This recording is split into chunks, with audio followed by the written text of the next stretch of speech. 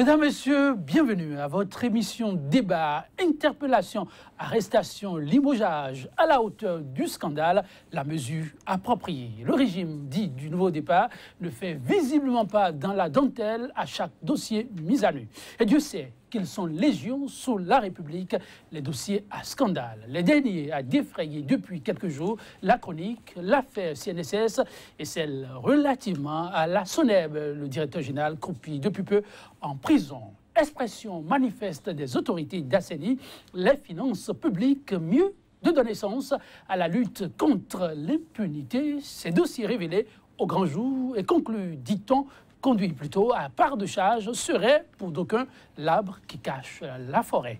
Un simulacre de lutte vite assimilé à une chasse aux sorcières. De la nécessité de la lutte contre l'impunité à la polémique ambiante autour des dossiers évoqués. Ça et là, votre émission Débat du jour voudrait, non, ouvrir la boîte à Pandore, mais apprécier juste la démarche, le contexte, le fondement ou non des suspicions notoires. Et ce sera autour du thème « Lutte contre l'impunité à l'ère du nouveau départ », un pari en passe d'être gagné. Les éléments d'appréciation, mesdames, messieurs, ce sera avec nos invités, mais dans quelques minutes, soit juste après la revue de presse.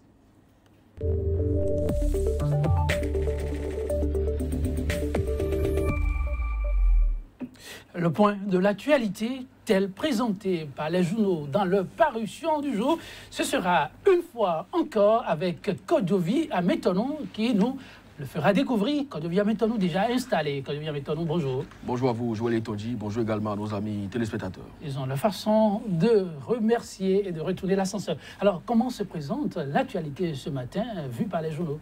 C'est bien sûr le dossier de la Renaissance du Bénin qui peine à être vidé à l'Assemblée au niveau de la justice, et tout comme la sortie du ministre de l'économie et des finances sur la supposée dossier rétrocommission à la Caisse nationale de sécurité sociale. Kodjovi, le plateau est tout à vous. Merci donc à vous, Joël Etonji. On démarre avec le quotidien Actu Express qui met d'abord en grand titre un après la nébuleuse de 18 kg de cocaïne et pour la restauration de l'image du Bénin à Yavon, toujours attaché à la manifestation de toute la vérité. Qu'attend donc la justice pour accéder à la requête de l'homme du peuple, s'interroge le journal qui aborde en même temps la sortie du ministre de l'économie et des finances, supposé dossier rétrocommission à la Caisse nationale de sécurité sociale. Wadani, dans le mauvais rôle, l'argentier national peine à rassurer de son impartialité encore. Une tentative de se substituer à la justice. Cocorico Info, le gratuit béninois. Secteur de santé, tension gouvernement, syndicat devant les cadavres des citoyens. Les deux solutions, toutefois, apportées demain, constate le journal Les Puces de la menace des médias à la sécurité intérieure. Le Bénin bientôt pris en otage. Quotidien Droits Humains Info, évaluation de la situation des droits de l'homme devant les Nations Unies, les 3 points faibles du Bénin à l'EPU. Et puis, promotion du genre à l'ère de la rupture, les femmes, la grosse désillusion des femmes sous Patrice Talon, constate Droits Humains Info. La dépêche, substitution de l'exécutif dans la culpabilisation de Laurent Métognon, le gouvernement juge et parti. La nouvelle tribune, grève dans le secteur de la santé. Le ministre Seydou enflamme la situation. Adolphe Oussou brandit la menace de grève sans service minimum en cas de défalcation. Et puis procès de la Renaissance du Bénin. Les juges et les avocats des frondeurs se sont volatilisés, ce qui a suscité l'indignation du bâtonnier Robert Dossou. Quotidien L'Afrique en marche, tribunal de Cotonou, les avocats des dissidents RB et le jury absent. Et puis dossier usine coton de Niki, Patrice Talon réussit enfin à terrasser Martin Rodriguez. Quotidien Le Municipal, maintien de certains équipements marchands dans le patrimoine de l'État.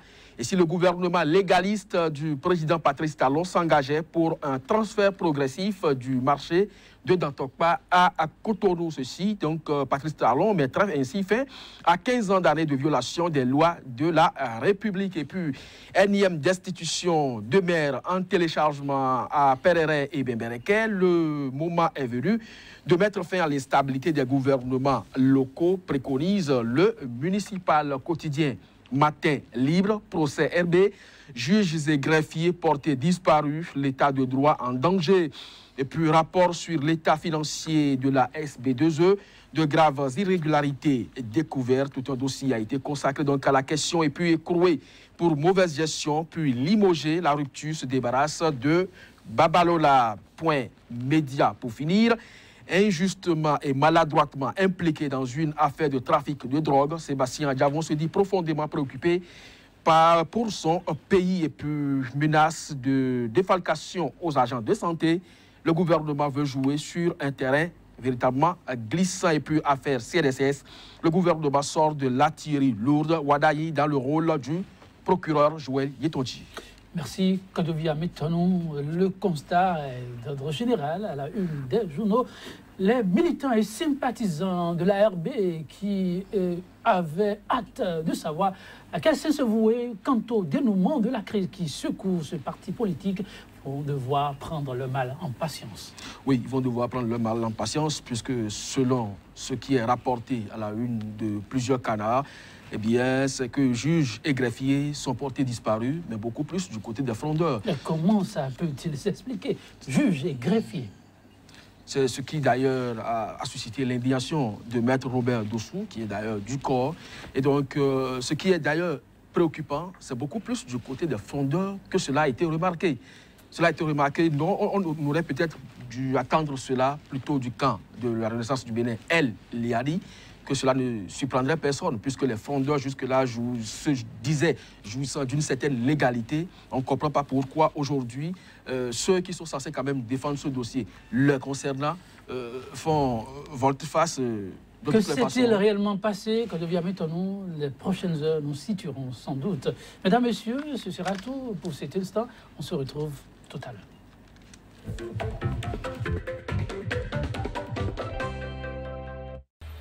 Bienvenue, mesdames, messieurs, à ce nouveau numéro de votre émission 100% Bénin. Interpellation, arrestation, limogeage à la hauteur du scandale, la mesure appropriée. Le régime dit du nouveau départ ne fait visiblement pas dans la dentelle à chaque dossier mis à nu. Et Dieu sait qu'ils sont légion sous la République les dossiers à scandale. Les derniers a défrayé depuis quelques jours la chronique, l'affaire CNSS et celle relativement à la SONEB. Le directeur général croupit depuis peu en prison. Expression manifeste des autorités d'assainir les finances publiques, mieux de donner sens à la lutte contre l'impunité. Ces dossiers révélés au grand jour et conduits, dit-on, à part de charge, seraient pour d'aucuns, l'arbre qui cache la forêt. Un simulacre de lutte vite assimilé à une chasse aux sorcières. De la nécessité de la lutte contre l'impunité à la polémique ambiante autour des dossiers évoqués ça et là, votre émission débat du jour voudrait non ouvrir la boîte à Pandore, mais apprécier juste la démarche, le contexte, le fondement ou non des suspicions notoires. Et ce sera autour du thème « Lutte contre l'impunité à l'ère du nouveau départ ». Un pari en passe d'être gagné. Les éléments d'appréciation de nos invités tout de suite et maintenant. À ma gauche, Rafiou Badirou, ancien fonctionnaire des Nations Unies. Il est un administrateur civil à la retraite. Rafi Badirou, bonjour. Bonjour, monsieur le journaliste. Merci pour la disponibilité. Merci beaucoup. En face de vous, pour cet instant de débat, nous avons le professeur Toussaint Sabofanou, consultant en éducation. Il est professeur de langue à la retraite. Toussaint Sabofanou, bonjour. Bonjour Joël et merci pour l'invitation et surtout un grand bonjour à tous les fidèles téléspectateurs. Ils savent répondre à leur façon. Ce n'est que secret de Polychinelle. La lutte contre l'impunité bat depuis peu son plein sous l'ère du nouveau départ avec un rythme aussi tout particulier sur des dossiers scandaleux les uns aux autres. Toussaint Sabo, le consultant en éducation, comment observe-t-il ce paramètre la lutte contre d'abord l'impunité, le paradoxe avec les questions de développement. Ben, merci pour l'occasion, l'opportunité que vous nous donnez. D'accord, on aurait pu se réjouir formellement parce que ça fait déjà des décennies, de très longues années, que nous réclamons qu'on puisse arriver à la fin de l'impunité parce qu'il est clair et tout à fait évident que ce qui fait que la corruption gangrène toute la société, c'est parce qu'il y a cette impunité. Mais ce qui se passe aujourd'hui, est-ce que c'est déjà la solution à cette lutte, à cette corruption plutôt? Est-ce que c'est déjà la fin de l'impunité? C'est la grande question qu'on se pose parce que nous sommes dans une société un peu délicate. C'est ceux qui disent voici le voleur qui vous disent encore après attention, n'arrêtez pas le voleur parce que si, parce qu'il est tel, parce qu'il est ça. Mais il y a aussi le fait qu'on peut faire l'amalgame. On peut peut-être profiter peut-être de cette lutte contre l'impunité pour régler des comptes parce que nous sommes en politique, hélas. Maintenant, je ne suis pas le spécialiste des questions politiques qui peut déjà dire par A plus B que c'est vérifié qu'il y a ci et ça. Mais du point de vue de l'analyste, du point de vue de l'observateur des réalités politiques de chez nous, on pourrait se dire tout le monde devrait pouvoir mettre la main à la pâte pour dire ce que nous avons toujours décrié. Si aujourd'hui nous avons trouvé l'arme qu'il faut pour abattre l'impunité, tout le monde devait s'en réjouir parce que l'impunité n'est pas dans un secteur contre notre secteur, mais l'impunité a gagné tous les secteurs parce que la corruption est devenue le sport le plus national, le plus pratiqué, le sport le plus aisé, pratiqué par plus de 99% de la société. Là, la gangrène est totale. La gangrène est totale. Il va falloir trouver la solution pour l'endiguer. Définitivement, Raoufi Badirou, le gouvernement s'est engagé à venir à terme du mal qui, depuis des lustres, semble traîner le Bénin vers le bas. La lutte contre l'impunité, comment l'observez-vous? La lutte contre l'impunité, c'est une lutte qu'on mène depuis longtemps, sans aboutir. Et ça dépend de la méthode employée. Nous souhaitons tous la lutte contre l'impunité, parce que la corruption a dévasté le pays. Dévasté. Dévasté. Parce que si l'État ne progresse pas, c'est à cause de l'impunité. Parce que les gens en charge des dossiers de l'État ne pensent qu'à leur propre intérêt et par la corruption, ils négligent ce pourquoi ils ont été conviés. Et c'est ça l'impunité. Comme on ne punit personne, depuis toujours. Nous avons vu à la conférence nationale, on a dit on va faire rendre gorge, mais personne n'a rendu gorge. Jusqu'ici, au contraire, les choses s'empirent. Je voudrais savoir si, cette fois-ci, c'est vraiment la réelle lutte, la vraie lutte contre l'impunité. Parce qu'on connaît la méthode des temps anciens où on met à charge sur quelqu'un de fausses accusations pour l'enlever de sa place d'abord, pour l'incarcérer, puis après pour le faire fuir, et puis après c'est pour le blanchir comme quoi, affaire non lieu. Est-ce vrai cette lutte qu'on mène aujourd'hui? Parce que on va apprécier je la suis question. tellement sceptique que je ne saurais apprécier d'emblée. J'attends de voir. Et il ne faudra même pas que ce soit... Parce que quand on dit on a commencé la lutte contre l'impunité, c'est ne pas du tout, c'est pas le fait d'enfermer quelqu'un qu'on a déjà lutté contre l'impunité. Parce que quand quelqu'un a pris la main dans le sac, il va falloir qu'on le fasse rendre gorge, qu'il rende tout ce qu'il a pris. Parce que si c'est pour dire on lutte contre l'impunité, on prend quelqu'un, on l'enferme 6 mois, on le sort, il devient le caïd du pays, ben, ce n'est pas la lutte encore contre l'impunité. Il y a beaucoup de choses à faire et les dossiers brûlants sont là. Les dossiers brûlants sont là, sans nul doute. Chaque jour, on en évoque, on en sort. Mais en attendant d'apprécier quelques-uns de ces dossiers, dites, professeur Fanou Sagbo, aujourd'hui, dans les manifestations de cette impunité et les dégâts, qu'est-ce qui aura le plus marqué votre attention pour ce Bénin qui se veut quand même un pays prospère et qui cherche désespérément toujours ses marques? D'abord, je vais vous dire quelque chose qui est connu de ceux qui ont vraiment cherché à étudier ce pays, qui sont sincères, qui sont objectifs. Le Bénin est l'un des pays les plus riches de la sous-région.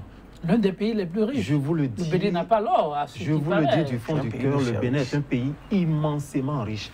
Riche de ses terres fertiles, riche de sa culture, envié par d'autres nationalités, riche de ses cadres qui sont des cadres enviés par d'autres sociétés.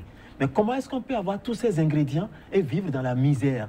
C'est que le Bénin est appauvri tous les jours que Dieu fait par la politique politicienne telle qu'elle est pratiquée chez nous. Une politique où le cynisme, la gourmandise,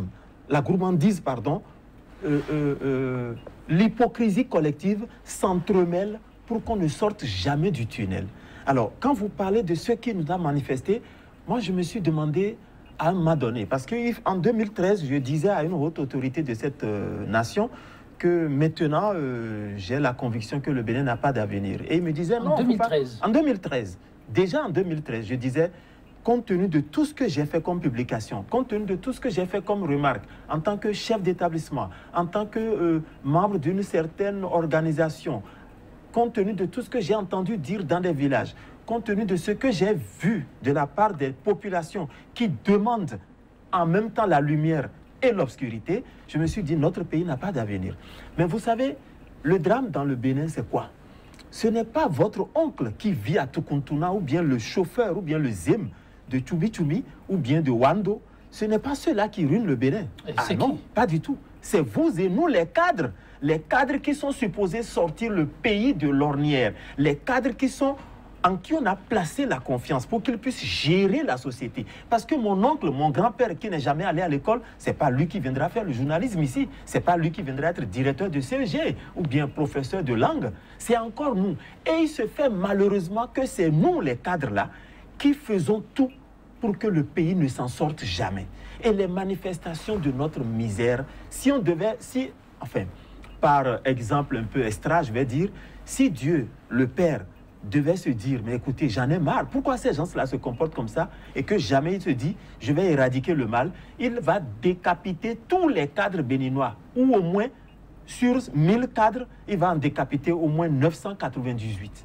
C'est pour vous dire que nous sommes dans un pays où, lorsque vous dites, attention, voler ce n'est pas bon, moi je ne suis pas dedans, on ne peut pas faire fausse facture, on ne peut pas faire fausse écriture, on ne peut pas faire tel mauvais dossier pour avoir de l'argent, je ne suis pas dedans. Tout le monde vous regarde comme un extraterrestre. On se demande, mais est-ce qu'il est à la limite, est-ce que ce monsieur n'est pas fou? Tout le monde, y compris les membres de votre famille, à qui on a montré que ce n'est qu'en volant qu'on peut être un bon béninois, ce n'est qu'en volant qu'on peut voler de ses propres ailes, ce qui est archi faux. Et moi, je me suis résolu à dire quelque chose. Si nous n'étions pas de véritables hypocrites, on devrait, puisqu'il y a beaucoup de catholiques et chrétiens, tout ce que vous voulez, il y a beaucoup de musulmans, il y a beaucoup de gens qui ont lu la Constitution. Or, que ce soit la Bible, le Coran, les Écritures saintes, tout nous dit qu'il ne faut jamais voler. Il ne faut pas faire du faux, parce que c'est puni. La Constitution nous interdit cela. Mais nous sommes là, et tout ce monde, malgré tout ça là, on est en train de faire ce que nous faisons. Ça veut dire qu'il y a quelque chose qui ne va pas, et ce n'est pas demain la veille. Je me suis dit, à un moment donné... Mais 2013, qu'est-ce qui aurait été l'élément qui a fondé cette vision que vous avez de l'évolution du Bénin? En 1996, je crois, 88, jusqu'à 96, j'ai suivi une chaîne qui faisait des revues de presse tous les dimanches. Une chaîne que je ne vais pas nommer, où on disait chaque dimanche, après la revue de presse, on dit « à dimanche prochain ». Et quand vous suivez ça, moi j'ai pris la ferme résolution d'enregistrer toutes les revues de presse. Jusqu'à aujourd'hui, j'ai les documents. Et à chaque revue de presse, il y a malversation. Si ce n'est pas au port, c'est à la présidence, c'est dans tel ministère, de sorte que tous les Béninois étaient branchés, non pas pour suivre seulement la revue de presse, pour voir ce qui s'est passé, mais pour voir combien de malversations il y a eu. Et c'était devenu une routine. Quand j'ai enregistré le tout, pendant 8 mois environ, j'ai fait mon calcul. J'ai fait une publication, on a fait le calcul. La corruption à elle seule faisait perdre au Bénin 238 milliards de francs CFA au bas mot. 238 milliards de francs CFA par an qui allaient dans des poches diverses, qui allaient partout. Mais j'ai constaté en 2013, comme l'a dit quelqu'un, en 1980 et quelques dont je parle là, on volait peut-être avec des fourchettes et puis des cuillères. Mais après, c'est avec la pelle.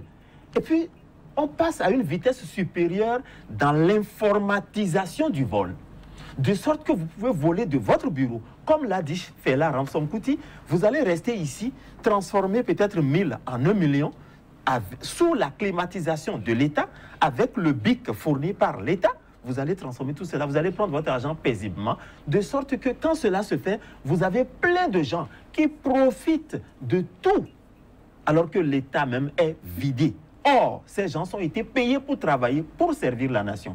Et quand j'ai vu tout cela en 2013, j'allais à la retraite, j'ai fait un constat, j'ai fait des recoupements.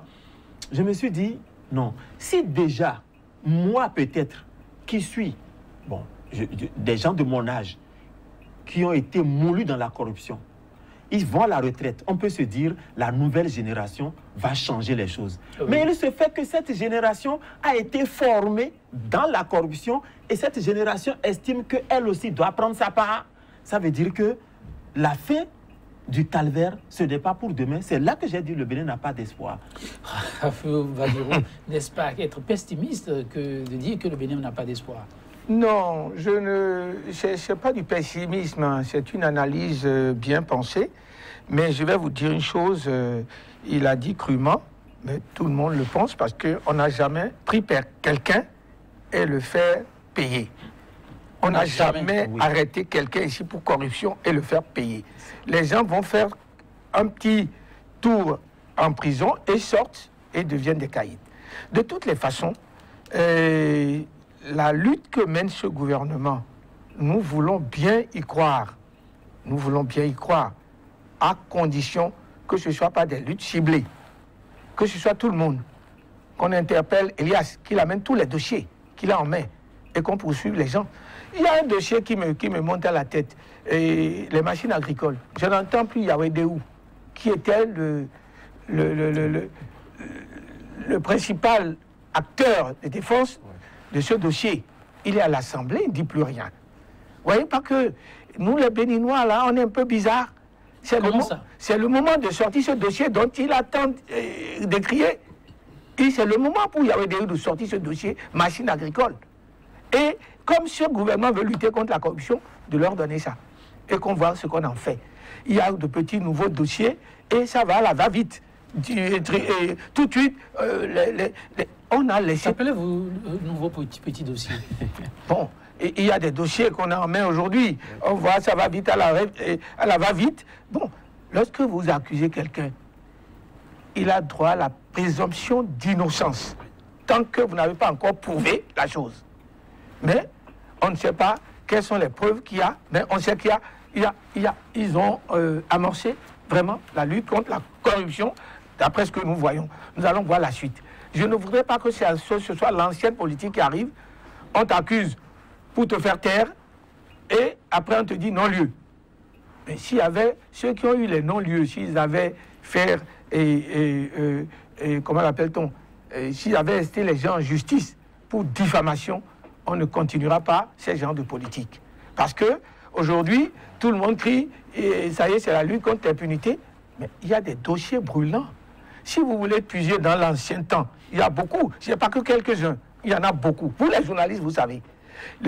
Toutes les enquêtes qui n'ont pas abouti, les gens qu'on a voulu prendre, qui ont fui, qui sont revenus après, les dossiers ne sont pas fermés. Il faut aller chercher, vous les journalistes, aller chercher les dossiers pour ce gouvernement qui veut lutter contre la corruption. Même s'ils sont du gouvernement, il ne faut pas avoir peur.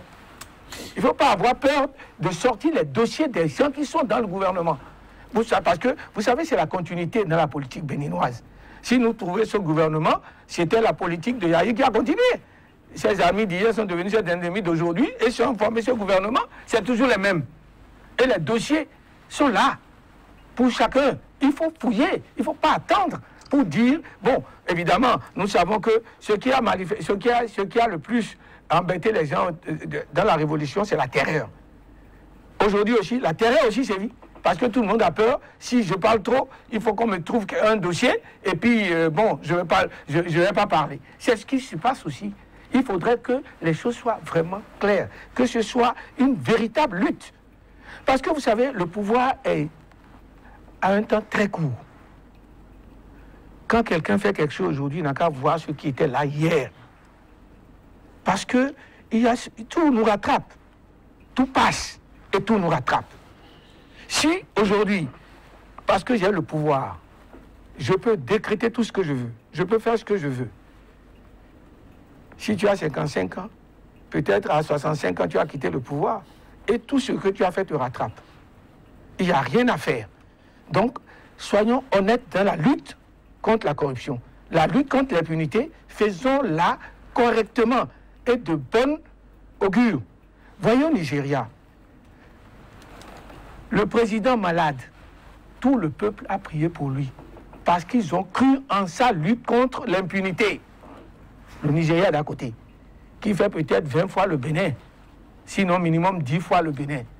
Le président malade, tout le peuple a prié pour lui parce qu'il croit en sa lutte contre l'impunité, contre la corruption. Il faudrait que ce soit ainsi. Vous savez, nous, on dit, par exemple, je prends le Bénin. Tous les Béninois, la plupart, 90% sont intelligents. Mais nous, Béninois, collectivement, nous sommes trop bêtes. C'est-à-dire? Oui, nous sommes trop bêtes parce qu'on ne fournit rien de bon quand on est ensemble. Individuellement, on est successful, comme on le dit. Mais collectivement, on est nul. Pourquoi? Parce que notre égoïsme, notre croyance en ce que le vol peut nous faire parvenir, peut nous faire aboutir, peut nous faire de nous quelqu'un. Prenez les fonctionnaires, à 90%, c'est des voleurs. Nous sommes des voleurs à 90%. C'est des fonctionnaires. Oui, de l'État. C'est vrai. Nous sommes à 90% des voleurs. Expliquez-vous. Bon, lorsque vous voyez le salaire que gagne un fonctionnaire et vous voyez ses réalisations, il ne s'en cache pas. Vous voyez son train de vie, vous demandez où est-ce qu'il a pris l'argent. Je vais vous démontrer une chose. Sur le plan économique, nous les Yoruba, on était les plus riches de ce pays. Mais nous faisons notre commerce honnêtement, correctement. On peut dire qu'on fait Fayaro. Nous n'avons rien à voir avec l'État. Mais tous ceux qui sont riches aujourd'hui ont eu quelque chose à voir avec l'État. Tous les riches, les plus riches du Bénin aujourd'hui, ce sont des gens qui se sont agrippés à l'État pour s'enrichir. Allez vérifier. Et quel mal y a-t-il à travailler pour l'État et à devenir prospère lorsqu'il fait 10 mois son travail? Mon Dieu, je vous assure que les opérateurs économiques ne perdent jamais. Lorsque l'État a affaire à un opérateur économique, il vous dit, ce que je vais vous vendre, c'est 1000 francs. Lorsque le fonctionnaire à charge de ce dossier demande 200 francs, il monte la facture à 1500. Ça veut dire que... Fonctionnaire. Non, l'opérateur économique. Si, supposons, nous voulons traiter une affaire avec l'État. L'opérateur économique dit, bon, ça coûtera à l'État 1000 francs. Le fonctionnaire en charge de ce dossier demande à l'opérateur économique 200 francs. L'opérateur économique enverra une facture de 1500. Ça veut dire que l'opérateur économique ne perd jamais. Le fonctionnaire aura ces 200 francs, lui, il augmentera encore 300. C'est comme ça que ça se passe. Hein. Comme l'opérateur, comme le cadre qui est en charge de choses ici a reçu ces 200 francs, il signe le dossier. Il s'en fout de ce que l'opérateur a réalisé correctement, ce pourquoi on l'a sollicité, ce pourquoi on a payé le prix. Le fonctionnaire s'en fout. L'essentiel qui sort de la pauvreté, qui a sa belle voiture, sa belle villa, et qui joue le bourgeois. Dans quel pays, du moins pas en Afrique, ça c'est courant, mais en Europe, un fonctionnaire qui a un train de vie supérieur à son niveau de salaire est immédiatement interpellé. Et ça, vous ne verrez pas ça ici. Vous voyez des collègues qui se gaussent, ils n'ont jamais été hommes d'affaires ni commerçants, mais ils sont milliardaires de par la fonction que nous avons tous exercés là. Où est-ce qu'ils ont pris l'argent? Est-ce qu'on les a interpellés? On dit qu'on ne peut pas prendre les gens, que la lutte contre la corruption c'est difficile. C'est pas difficile. Il faut pouvoir interpeller les gens. Moi, Raoufi, pour prendre quelqu'un, il me suffit 3 questionnaires. Il tombera dans le panneau. Il n'y a rien à faire. Il faut pouvoir interpeller le gouvernement, à commencer, professeur Fadou Sabo, La démarche actuelle du gouvernement n'augure-t-elle pas quand même d'un lendemain meilleur pour cette lutte? Le blocage qui va arriver, si le gouvernement est sincère et a pris comme cheval de bataille la lutte contre la corruption, et que le gouvernement se donne la possibilité d'agir comme Fidel Castro avec le général Ochoa, dont je vais vous raconter l'histoire tout à l'heure, la lutte peut réussir. Si le gouvernement se comporte comme John Jerry Rawlings du Ghana, Exact. la lutte peut réussir. Mais le seul blocage, ça viendra du peuple. Ça viendra des gens qui vont estimer que celui qu'on veut punir, c'est Miatoe et c'est le cousin à notre grand frère de telle façon. C'est grâce à lui que vous allez avoir des voix dans telle région, dans telle autre région. Et que la politisation à outrance s'en mêle, eh bien là, ça va capoter. Ça va commencer comme un jet d'eau, mais ça va s'affaisser le plus facilement du monde parce que tout simplement, les gens auraient mis du sentimentalisme dans la lutte. Parce que moi, j'estime, pour l'expérience que moi j'ai faite et que je ne regrette pas, parce que je ne regrette pas d'avoir vu M. Badirou avec, par exemple, le doctorat, d'avoir vu mon frère Joël, même père, même mère, avec la licence, et d'avoir préféré celui que je ne connais pas pour enseigner l'histoire, géographie, ainsi de suite, parce qu'on veut l'excellence, en laissant de côté mon frère qui n'a pas ce niveau. Je ne regrette pas ces actes que j'ai posés, parce que c'est ça qui est la logique. Mais dès que le sentimentalisme s'en mêle, et qu'on ne va pas faire comme celui dont j'ai parlé tout à l'heure. Vous savez, dans le cas de Fidel Castro, les Cubains ont eu beaucoup de problèmes avec les États-Unis. Et comme le général Ochoa est l'un des meilleurs piliers de Fidel Castro dans sa lutte contre l'impérialisme, il s'est retrouvé dans une affaire de drogue. Ce qui est formellement puni par le gouvernement cubain. Mais qu'est-ce qui a été fait? Les lois cubaines disent que si on vous prend dans le trafic des stupéfiants, vous êtes fusillé. Le général Ochoa, qui est l'un des meilleurs amis du commandant Fidel Castro, a été passé par les armes selon ce que la loi a dit. Fidel Castro était là, il n'a pas dit « Non, lui c'est mon ami, mettons-le de côté ». Non, si vous volez un œuf aujourd'hui au Bénin, vous irez en prison. On vous oubliera même quelque temps dans les géoles avec un œuf. Mais si vous volez un bœuf, ah non, vous êtes choyé, parce que tous ceux qui vont régler votre problème auront leur part dans le bœuf. Mais un œuf, c'est trop insignifiant. De sorte qu'aujourd'hui, pour s'en sortir au Bénin, il faut voler gros. Et quand vous volez gros, quand on réfléchit sur votre dossier, on dit, mais il n'est pas bête celui-là. Quand vous volez petit, on dit, vraiment, ce salaud, combien on va avoir dedans? Et le pays a cette image, et c'est triste. Alors, vous volez un bœuf, on vous met en prison, et puis c'est une prison luxueuse. Tout le monde vous respecte, vous donnez à chacun ce qu'il a. Et pendant que les gens se disent, oh, au village, on se dit la prison, c'est grave, on supplie Dieu pour qu'on vous libère. Vous vous réjouissez, vous êtes dans une prison dorée. Vous savez ce qui se passe? Dans un village du Burkina, comme dans une région d'un pays de l'Amérique latine dont j'oublie le nom, mais dont je vais me rappeler tout à l'heure, ainsi que dans mon propre village, lorsque la loi des sages dit « vous avez été reconnu comme sorcier », eh bien, vous êtes banni de la société là, on vous renvoie dans la brousse, vous allez vous débrouiller. Si c'est avec les charognards que vous allez le faire, vous pouvez mourir dans la brousse. Ça se fait jusqu'à aujourd'hui, même si les droits humains disent que c'est pas bon. C'est ça la tradition là-bas, puisque le sorcier ne fait aucun bien à la société. Vous savez ce qui se passe? Même vos propres parents remercient les sages qui ont sorti cette décision, alors que c'est leurs parents, c'est peut-être leur grand-mère, leur grand-père. Mais les lois traditionnelles disent que quand quelqu'un tombe dedans, c'est comme ça qu'on fait. Si c'est ça qu'on appliquait au Bénin, et qu'on sait que mon frère là, s'il tombe dedans, je ne pourrai rien contre lui, ah mais là, il y a longtemps que notre société aurait pris déjà de très bonnes mesures. En tout cas, avec les nouveaux dirigeants, il est question non plus de s'attarder sur les voleurs d'œufs, mais sur les voleurs de bœufs. Pour caricaturer le professeur Fanou Sabo. Et sur des dossiers, il y a eu nombre d'entre eux. Les derniers en date, je les ai cités. Quand on prend ces dossiers, on peut quand même se réjouir, non? Rafio Badirou.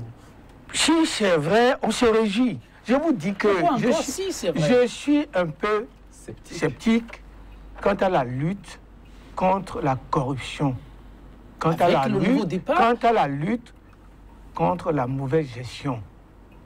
Parce que il ne faut pas que ce soit un stratagème politique. Ça y ressemble? Je ne dis pas ça. Je me réjouis de la chose, mais j'ai un doute. Ôtez-moi le doute et je serai satisfait.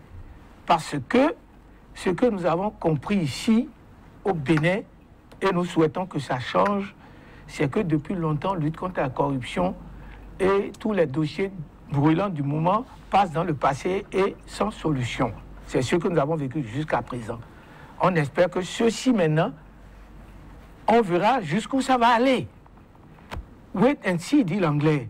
Nous allons voir, nous cautionnons cette lutte. Nous sommes d'accord avec la lutte, pourvu qu'elle soit vraie. Que ce soit vraiment une politique de lutte véritable contre la corruption, contre l'impunité. Parce que nous avons beaucoup trop parlé. Nous n'avons pas agi jusqu'à présent. Quand est-ce que nous allons réellement agir? Même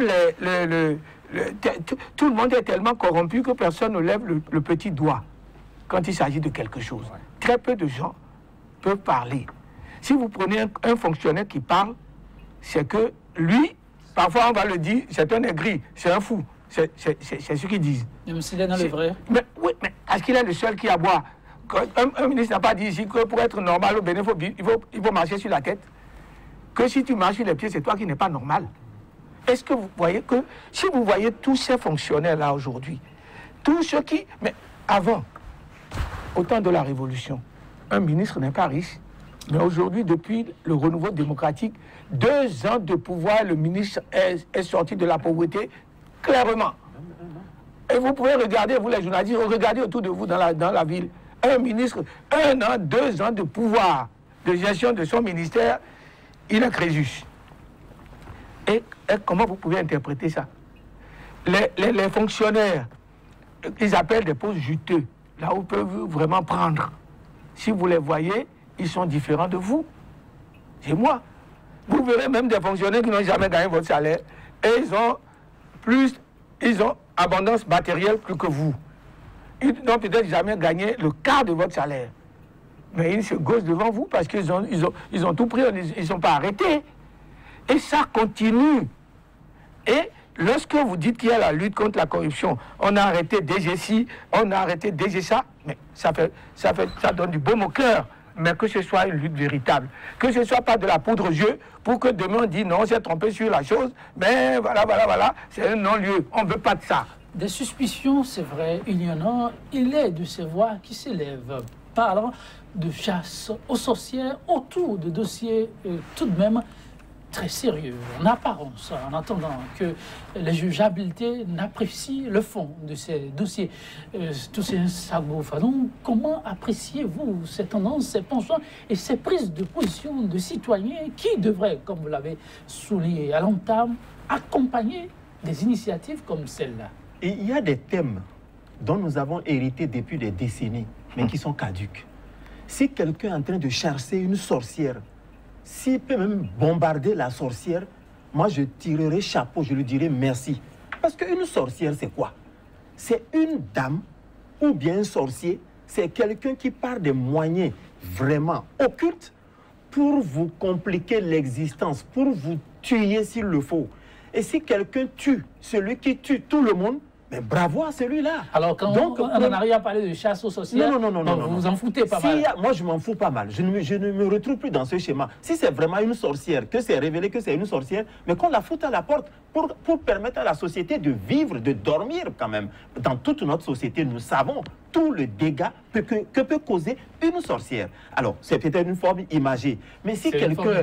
Oui, si quelqu'un est reconnu comme ayant volé l'État pendant des années sans avoir été détecté et qu'aujourd'hui, de façon sérieuse, avec des enquêtes judicieuses, la justice démontre qu'il a volé ci et ça et que le présumé coupable même reconnaît qu'il a fait ci et ça, mais ce n'est ni une chasse aux sorcières, mais ni je ne sais pas quoi, non, ou bien un harcèlement. Je crois qu'il faut punir. Mais maintenant, attention, parce qu'au Bénin ici, j'ai commencé à me méfier de beaucoup de gens depuis toujours. Il y a des gens à qui on aurait pu donner le bon Dieu sans communion, comme on dit, mais à un moment donné, la politique les transforme et ils deviennent les frères, même père, même mère de Lucifer. Vraiment. Je vous assure. La politique au Bénin, module tellement que même l'argile séchée, qu'on n'arrive plus à transformer, à lui donner une forme, on arrive à transformer. La politique arrive à transformer cette argile séchée qui devient de l'argile molle, à qui on donne une forme, et vous ne reconnaîtrez plus vos parents, votre parent, ainsi de suite. Donc moi je crois, s'il y a des positions, des enquêtes, avec des recherches objectives, qui permettent de dire, ah mais oui, tu sais, lorsqu'on n'a pas eu de l'eau dans telle zone, c'est à cause des milliards que telle personne a volé. Ton oncle là, mais c'est ça. Ah bon? Ah mais non. Et il a reconnu les faits, il a reconnu devant la justice. Alors qu'est-ce qu'il y a? Le peuple devait se dire merci à celui qui a arrêté, celui qui nous a empêchés de boire, celui qui a fait que beaucoup de nos parents sont morts par les maladies hydriques ou bien, je ne sais pas. Donc, je crois qu'il faut arrêter de parler de chasse aux sorcières et voir s'il y a de la vérité dans ce qui se fait. S'il y a de la vérité, j'ai appris que le DG Soneb a été écroué. Voilà par exemple un monsieur, moi quand il parle, je me dis mais voilà des cadres. Voilà des gens qui vont nous sauver. Il est allé négocier quelque part, on a dit, il a ramené un trophée. Ensuite, on a dit le château qui est à tel endroit, c'est lui qui a... Mais si c'est lui qui est en train de faire ça, il faut que l'État, en son temps, peut-être le mette au bout du chose là pour montrer à tout le monde. Peut-être que cela va éteindre la velléité. Parce que moi, ça me suffit. Qu'on dise à tout le monde, voilà, il fait bien, applaudissez pour lui. Moi, ça me va. Mais plutôt que de chercher le bien matériel, des centaines de millions, pendant que des gens cherchent, des gens travaillent pendant 30 ans, 40 ans, ils n'ont jamais réuni 2 millions, 1 million. Vous faites un boulot pour lequel vous êtes immensément bien payé et vous vous retrouvez encore avec des millions détournés. Si cela est vérifié, il faudrait qu'on sache alors que la justice est en train de faire son travail et que le monsieur n'est ennemi de personne, bien personne ne lui en veut, mais on en veut à l'acte qu'il a posé parce que c'est puni par la loi. Si c'est ça, ben que chacun réponde. Rafiou Badirou, oui. Oui, vous devez savoir que toute personne interpellée bénéficie de la présomption d'innocence, tant que ce n'est pas encore établi formellement que la personne a volé ou a fait de la mauvaise gestion. Il ne faut pas l'afficher. Vous y mettez un accent particulier, à raison? Oui. Il y a des données qui vous y poussent à le souligner? Oui, parce que j'ai vu faire la politique politicienne. On ne veut pas de toi, on te crée un dossier, on t'avilie, on t'enferme, et après on s'excuse, on te libère. Non. Si c'est vraiment il ne faut pas aller à la va-vite. Il faut d'abord être convaincu de la chose, établir les preuves, ensuite saisir la personne et punir, mettre la sanction qu'il faut. Si on ne le fait pas, et qu'on fait de la poudre aux yeux, qu'on dise voilà telle personne a détourné, pour dire dans 2 mois, 3 mois que non, c'est tombé. Non. C'est de la politique politicienne. Je ne voudrais pas de ça. Mais j'encourage sur la voie de la lutte contre la corruption, la lutte contre l'impunité. Si le gouvernement du nouveau départ décide de le faire, nous l'accompagnons. Mais nous voudrons que ce soit de manière sérieuse. Nous sommes là, le peuple veut le développement de ce pays. Dites à vos collègues cadres, parlez-leur du développement du pays. Ils ne veulent pas entendre ça. Parler politique, ils sont d'accord. Parce que c'est par là qu'ils trouvent leur bonheur. Aucun cadre de ce pays ne s'est levé aujourd'hui. À partir de maintenant, commençons à parler du développement du pays. Prenons chaque corps du métier. Dites ce que chaque corps du métier peut faire pour que ce pays se développe. Ils ne veulent pas de ça. Mais si vous allez sur la politique, parfois je lance des pics sur le réseau, dans ce domaine-là, personne ne réagit. Mais quand il faut parler de politique, ils sont tous là à faire la chaude-gorge. La chaude-gorge. Non, il faudrait qu'on change nos mentalités. Nous, Béninois, là, les 80% ou 90% des cadres ont participé à la corruption. 90% des cadres béninois. Sinon, ils ne s'en sortent pas. Et ils sont contents parce que personne ne les a... Ils n'ont jamais inquiété personne. Si aujourd'hui on peut y aller, allons-y. Et de manière véritable. Et quand on interpelle constamment les cadres de cette façon, est-ce qu'il n'y a pas lieu de revoir peut-être, je ne sais pas, leurs conditions? Je vais vous dire une chose. Il y a une chose que j'ai toujours dit. Payer les gens selon le niveau de vie du pays, selon le travail effectué. Rémunérer le travail à sa juste valeur. Vous avez l'impression qu'aujourd'hui que les gens sont payés en fonction du niveau de vie, du train de vie du pays, Non, en fonction de leur train de vie. Non, d'abord ils ont escamoté déjà la rémunération des cadres. Ils ont fait les choses de manière sectorielle. Hein? On prend ceux de la justice, voilà ceux qui... Non, avant c'était un peu uniformisé. Ce qui a dérangé le tout, c'est tout récemment que les enseignants sont aussi relevés un peu. Vous voyez? Alors qu'avant, on planifiait la chose de manière équitable. Aujourd'hui, si les cadres du développement rural constatent que les cadres du ministère les cadres de la justice sont mieux payés qu'eux, ils se disent, mais il y a problème. Nous, cadres du développement rural, voilà le nombre d'années d'études que nous avons fait, et nous sommes là pour nourrir le pays. Mais voici ceux de la justice qui sont là pour parler. Ils sont mieux payés que nous. Il y a dichotomie. On ne s'entend plus. Et je vais vous dire une chose. Oui. Le cadre béninois le plus intègre est le plus malheureux. Le cadre béninois le plus intègre est le plus malheureux. Si vous les voyez aujourd'hui... Pas que la bonne gouvernance est devenue comme une... Non, on ne s'occupe pas de la compétence. La politique a tout défiguré. On ne met pas l'homme qu'il faut à la place qu'il faut. Et quand bien même on met l'homme qu'il faut à la place qu'il faut, s'il ne fait pas le jeu, s'il n'accepte pas les compromis ou les compromissions du gouvernement, on l'enlève. Ça que personne ne peut venir à son secours. Oui. Décidément, on prend cette lutte par quel bout finalement? J'ai fait mienne la préoccupation de mon doyen Raoufi, et puis franchement c'est réel. Maintenant je vais ajouter ceci. Oui. Vous savez, il y a une question d'éducation qu'il faut régler très tôt. Parce que... Question d'éducation? Oui. Nous avons eu la chance de bénéficier de cette éducation. Le douanier, moi-même qui suis ici, c'est pas facile de parler de soi. Vous savez, on dit souvent, il y a un adage qui dit, le margouillat à tête rouge là, quand il tombe de très haut, il tombe pas sur le sol. Il regarde à droite, il regarde à gauche. Personne n'applaudit. Il dit, écoutez, si personne ne me félicite, il faut que je me félicite alors moi-même. Parce que c'est l'expression de ces signes de tête. Quand il fait comme ceci, il attend qu'on lui dise c'est pas facile pour n'importe qui de tomber de très haut et de ne pas se rompre les os. Alors quand personne ne réagit, il dit écoutez, si vous ne me félicitez pas, je me félicite moi-même. Donc, c'est pour vous dire quoi? Le cadre béninois bien éduqué, à qui les parents disent mon fils, on t'a nommé ministre. Ne gâte pas notre nom régné comme ton bléau. Ces parents-là ne sont pas en train de dire amène-nous beaucoup d'argent. Ne va pas rentrer dans des malversations qui vont amener notre nom au devant de la scène de façon négative. Donc, il y a par exemple, je prends le cas des enseignants. Comment peut-on expliquer que l'enseignant qui a toujours crié, nous on a lutté pour ça, en tant que responsable syndical, je sais ce que ça nous a coûté. Responsable syndical pour le département de l'Atlantique et du littoral dans les années 80-90, je sais, jusqu'à 2007, je sais ce que ça a coûté. Mais on a fini par avoir gain de cause. On a arrangé un peu la situation des enseignants de telle façon qu'on a dit que dans les écoles aujourd'hui, il y a plus de voitures que de motos. Autrefois, c'était moto et même vélo de course. Maintenant, il y a... Pour les enseignants. Pour les enseignants. Les enseignants à vélo. Oui, bien sûr. Mais aujourd'hui, la situation s'est améliorée. Ça veut dire que dans le rang des enseignants, dans le rang des chefs d'établissement, dans le rang des comptables, on ne devrait plus avoir de problème de malversation de ci ou de ça. Plus qu'une minute et on a fini. Malheureusement, le temps nous fait décidément défaut. Mais tout ça, lorsqu'il sera question de revoir vraiment les paradigmes pour permettre à cette lutte d'être effective, qu'auriez-vous de fondamental à conseiller? Je vais conseiller d'abord qu'on soit objectif. La première des choses. La première des choses, qu'on soit objectif et sincère.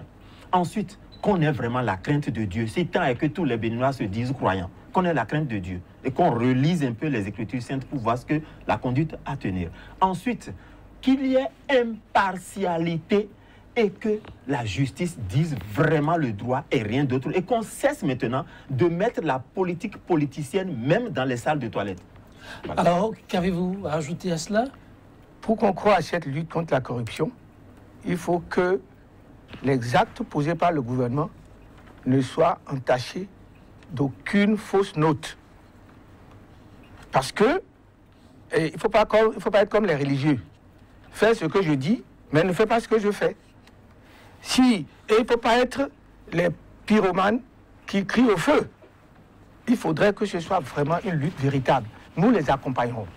Si aujourd'hui, on nous dit, voilà, on veut prendre ceux qui ont mal géré le pays, nous sommes d'accord pour les accompagner sans frais. C'est-à-dire volontairement, on ne réclame rien. On va leur dire, voilà les pistes à suivre. Voilà ce qu'il faut faire. Voilà les dossiers en cours. Faites-le maintenant et maintenant. S'il y a un dossier sur lequel vous auriez souhaité que très rapidement on revienne... Je ne dirais rien. Elias a déjà plein de dossiers qui n'ont jamais eu d'aboutissement. Oui. Bon, il y a tous les griots qui criaient, on ne les entend plus parce que maintenant ils sont du côté de l'autre côté. Bon, vous savez, le pays, je vous ai dit que Béninois pris individuellement est très intelligent, mais collectivement on est bête. Il faudrait que nous changeons. Et pourquoi on est bête? Parce que dans le groupe, chacun pense ses idées pour du postulat. Il ne veut pas se mettre à la collaboration et à voir les idées qui puissent faire sortir le pays de l'ornière. Chacun se dit, c'est moi le plus important. Et voilà pourquoi on n'avance pas. L'avancement du Bénin de demain, vous y croyez? Absolument. Le pays est très armé. Le pays a tout ce qu'il faut pour se développer. Nous avons... Badirou, merci. Oui, Savo Fanou, le Bénin de demain, comment l'entrevoyez-vous? Je ne voudrais pas semer du pessimisme, parce que mon réalisme pourrait donner l'impression que je suis pessimiste. Sinon, je vous dirais, je n'y crois pas pour tout de suite. La fin de l'ornière n'est pas pour demain. Mais je veux espérer que la nouvelle vague de jeunes qui sont en train de monter au créneau vont essayer de changer les choses pour que dans quelques décennies, on ait un Bénin nouveau. Sinon, la fin n'est pas pour demain. La fin n'est pas pour demain. Mesdames, Messieurs, 100% Bénin, le numéro du jour s'est voulu juste un tour d'horizon sur les dossiers brûlants pour mettre définitivement un terme à l'impunité. Ce numéro aussi, nous y mettons un terme et ce sera sur cette citation de l'écrivain et philosophe suisse Henri-Frédéric Amiel. Si l'impunité dans nos fautes ne devait pas nous rendre pire, Dieu nous ferait grâce de la punition. Mesdames, Messieurs, merci pour votre aimable attention. À très vite.